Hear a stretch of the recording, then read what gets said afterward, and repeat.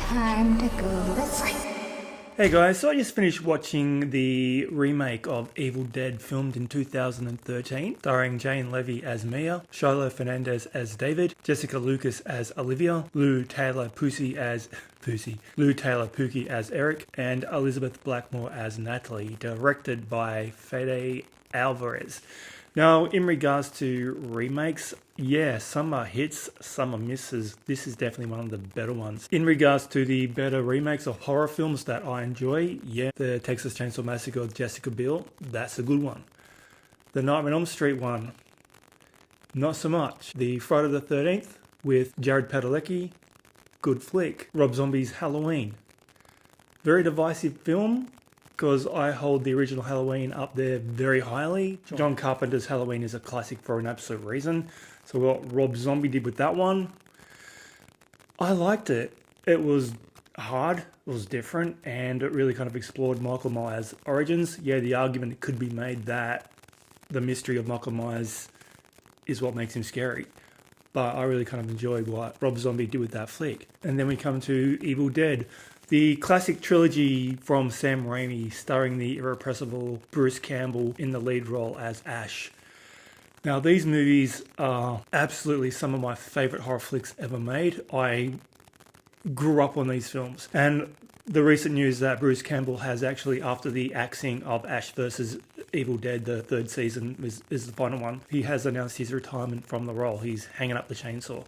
And I did a little vlog about that when I heard the news. And it just kind of made me think about the franchise. And I suddenly just had a real need to kind of revisit the remake, because one, that is the one movie I'm least familiar with out of the franchise. The original Evil Dead movies I've seen dozens of times, but this one I've only seen 3 or 4 times max. I don't think I saw it at the theatre. I picked it up on Blu-ray, and I'd seen the trailer. I knew that this was going to be some pretty heavy-hitting shit, and I fell in love with it. I was really nervous going in because, one, when you touch a classic and remake a classic movie, it doesn't necessarily mean it's going to translate well, but what they did here was just fantastic. Straight off the bat, I love this film. It was awesome. What they did with the concept and the idea of Evil Dead was just kind of take everything that Sam Raimi and Bruce Campbell and Rod Tappert kind of created in that first movie and just ramped it up 100%.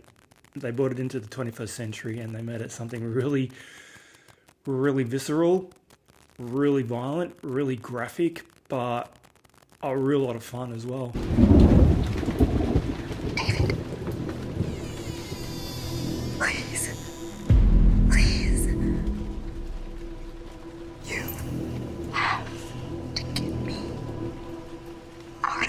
Now, a lot of the misconceptions is that, Ash isn't in this film, right? But a lot of the misconceptions is that the Evil Dead franchise is a campy gore fest.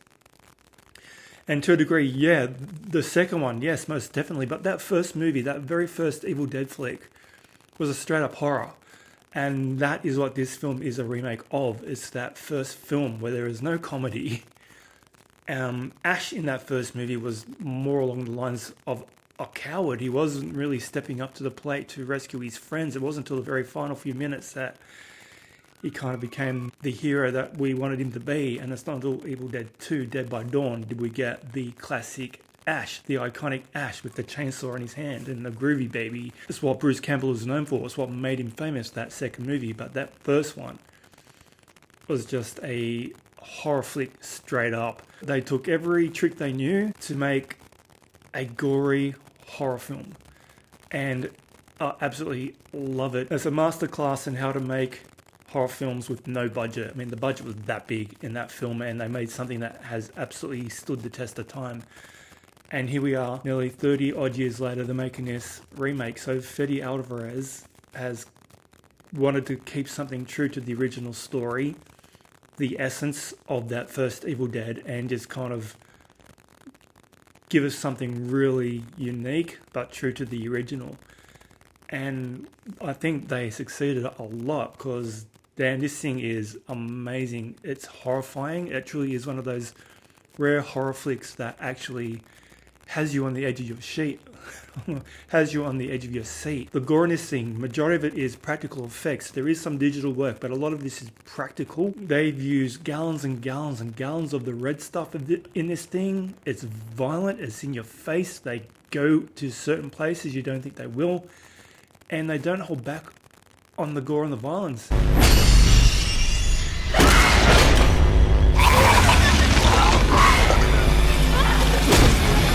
It was a true love letter to the original movie, because that first movie, Evil Dead, it was groundbreaking in its unadulterated glee and the way it reveled in the blood and the guts, and this film does the exact same thing. So the basic plot of this film is that Mia is drug dependent, and she's called on her brother and their friends to take her to this cabin in the woods where she can be isolated from society to help her kick the habit. And she goes through some drug withdrawals, and we don't know through the movie if, as the movie progresses, if her visions and her erratic behavior is because of the drugs leaving her body. Is she going nuts? She's got mental issues in her family. Her mother died recently. Her brother didn't make it to the funeral, but she was left on her own to look after her, and she was mentally unwell. So they got that in their family. So they don't know if Mia is acting out as the drugs, or, as the case may be, demonic possession. You don't understand. There was something in the woods. And I think it's in here with us now. We have the tropes in this movie. We have the famous tree raping scene. That's in this flick.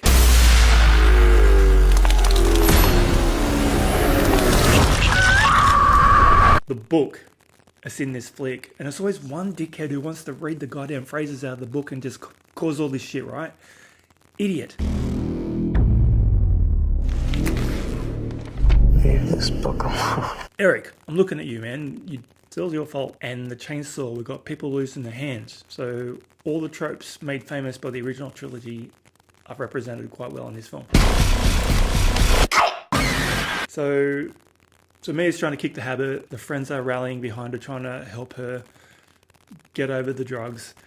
And she wants to leave. She wants to get out of there and go back to society and do it that way. But they're sworn to keep her in this cabin in the woods, which belongs to her and her brother's family, so that she'll get over it. And like I said, Eric finds the book down in the basement. They find some weird shit, right? At the beginning of the movie, we opened up with the young girl being chased by some people through the woods. They catch her, tie her to a pole in the cabin, and end up burning her alive because they're trying to save her soul. Her father ends up pouring the gas over her head. And the only way they're going to release her soul and to save this girl, who turns out is possessed, is to burn her alive. And then we cut to the film. We don't know how long ago that scene was. It was pretty much up in the air. But now the cabin is full of all these dead cats and other animals hanging from the ceiling, burnt pole, and the book of the dead, the Necronomicon, as they refer to it in the original movie, is wrapped up in leather, barbed wire, shut, so it is secure. But Eric, the douche, finds the book, unravels it, and starts reading the passages from the goddamn thing. Then next thing you know, bang, demons. I released something from that book. Something evil. This thing is attached to Mia's soul. Mia, the main star of the movie, is predominantly through the whole film the main demon. And her friends, including her brother, David, are slowly possessed one by one. And that's when the violence and the mayhem and the graphic gore and the fun really kick in.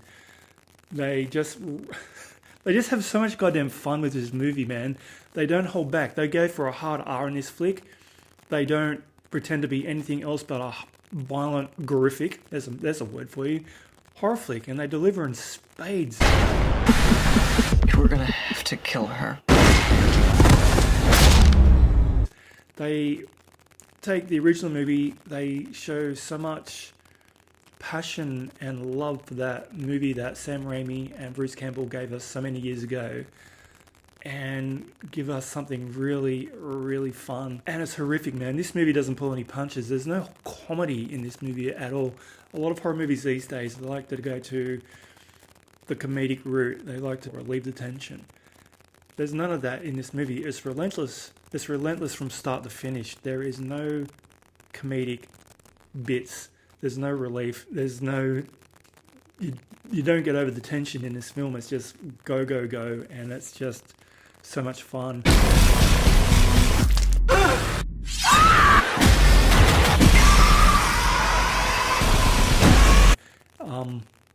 Rating this film, I'm going to give it a 9 out of 10 because in comparison to the classics, it's right up there. It has earned its place for me on the shelf next to that first movie.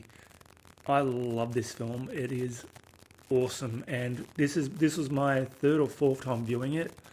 I was still on the edge of my seat. I was still cringing at the violence in this thing. I was still enjoying myself immensely. It's just one of those horror films that you can go back to again and again and again, along with the trilogy, the original trilogy, which I think I'm gonna have to revisit and do a review on here as well, because I just want to revisit that one now. The way Bruce Campbell acts and his iconic performance as Ash in those first three movies is just hilarious. So I'm going to get back to those and do that soon. But this movie is a high recommend if you've not seen it. If you're scared of remakes, man, don't be. What they did with this movie was just made it balls to the wall, horror, gory fun. It was amazing. The performance by Jane Levy as Mia, also going on to do Don't Breathe with Fede Alvarez further down the track, another top film. You should really check that out. But her performance in this movie was really outstanding. She played the junkie chick coming down, the demonic, possessed, evil bitch trying to kill everyone, and then the heroine at the end. No spoilers. You are all going to die tonight. She did such a good job. It was so much fun watching her on screen, and you can tell everyone involved with this movie, which I'm going to call a passion project for everyone, because everyone has just got so much fun in this film. It's amazing. So definitely pick it up. Anyway, guys, thanks for checking into my channel. That's my review on Evil Dead, the 2013 remake, also produced by Sam Raimi and Bruce Campbell as well. So the original crew were back. Although Bruce Campbell was a little bit hesitant initially about doing a remake, he was just so adverse to the idea about Ash being recast.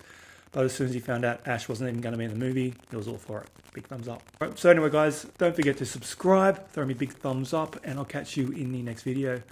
Thanks for watching.